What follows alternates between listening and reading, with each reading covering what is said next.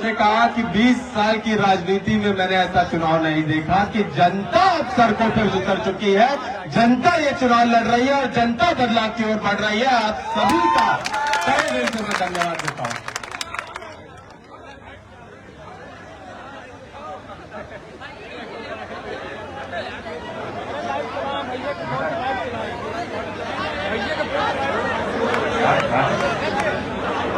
साथियों,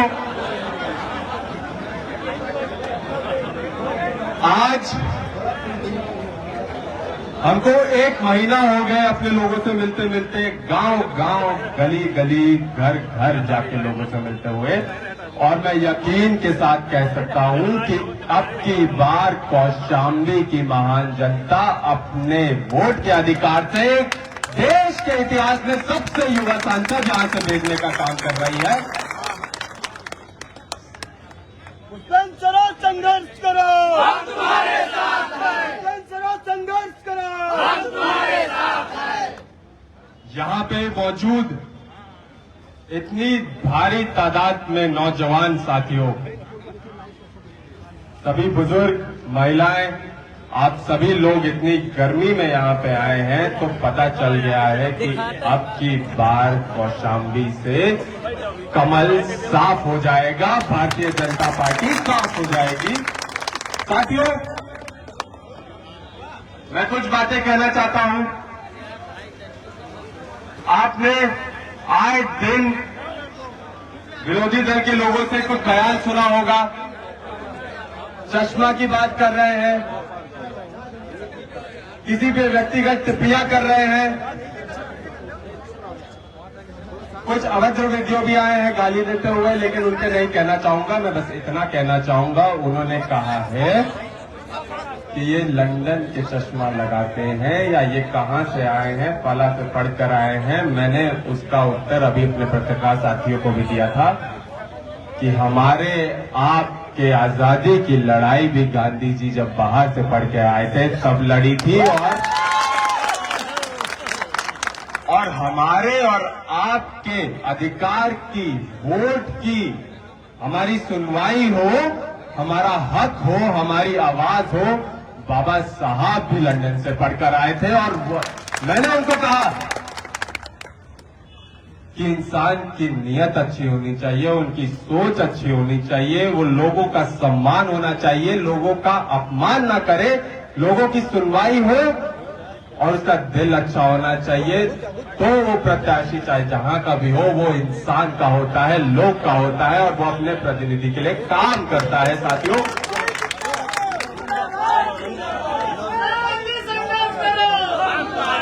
हम गांव गांव घूमे, आप बैठ जाओ ना, कुर्सी निकलने दो।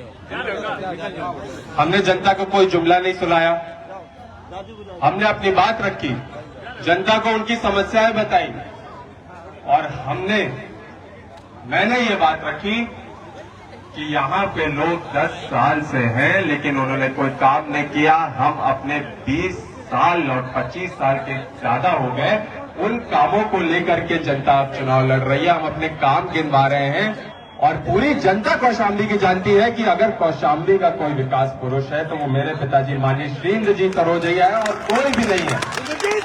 जिंदाबाद, जिंदाबाद, जिंदाबाद, जिंदाबाद, जिंदाबाद, जिंदाबाद।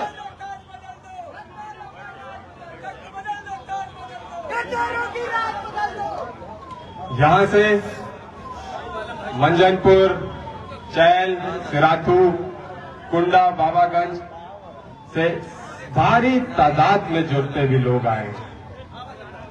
आप सभी लोग एक लड़ाई लड़ने के लिए तैयार हैं। साथियों, जिस तरीके से पूरे देश में एक डर का माहौल है, जिस तरीके से अगर किसी की आवाज, अगर कोई अपने जनता की आवाज रखता है तो उसकी आवाज कुचल देती जाती है, उनको जेल भेज दिया जाता है। यहाँ पे मेरे इंडिया गठबंधन के साथी बैठे हैं, माननीय अरविंद केजरीवाल जी को जेल भेज दिया गया, झारखंड के मुख्यमंत्री हेमंत सोरेन जी को जेल भेज दिया गया।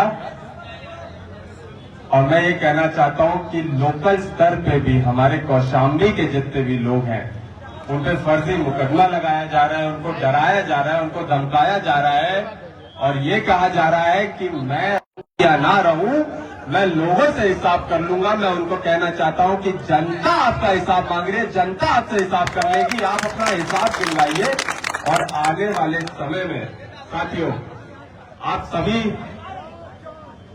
सभी पढ़े लिखे हैं, आप सभी समझदार हैं, ये जानते हैं कि किस तरीके से गुजरात में या मध्य प्रदेश में आपने फिर से देखा कि बिना चुनाव लड़े ही भारतीय जनता पार्टी चुनाव जीत गई। ये एक बस झांकी है कि आने वाले समय में हमारे और आपके अधिकार को, महान बाबा साहेब के बनाए हुए संविधान को किस तरीके से भारतीय जनता पार्टी खत्म करने वाली है। इसलिए मैं आप सभी से कहना चाहता हूं कि महज ये चुनाव नहीं है, ये एक जंग है, एक लड़ाई है।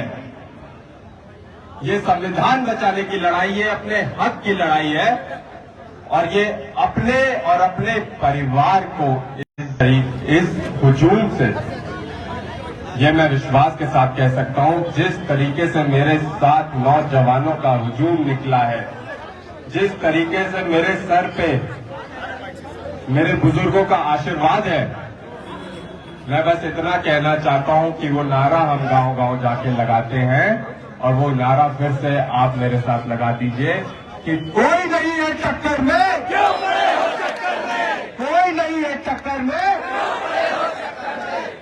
साथियों, अब वक्त बहुत कम है, महज कुछ ही दिन बाकी हैं। हमने आज अपना नामांकन दाखिल किया। अब आप सभी से अनुरोध है, कुंडा, बाबागंज, मंजनपुर, सिराथू, चैल, आप जहां के भी हैं, आप जाइए और जितने भी लोग हैं उनको समझाइए कि अब ये संविधान बचाने की लड़ाई है, ये अपने मान सम्मान की लड़ाई है, अपने हक की लड़ाई है। और नौजवानों, ये अपने रोजगार की भी लड़ाई है, ये आरक्षण की भी लड़ाई है। अगर मैंने अपने नौजवानों को कहा कि अगर भारतीय जनता पार्टी आपको अनाज देती है तो उसको ठुकरा देना और सीधा मुंह कह देना कि हमको अपने मान सम्मान की कमाई की रोटी खानी है, मुफ्त का अनाज हमको नहीं चाहिए। साथियों,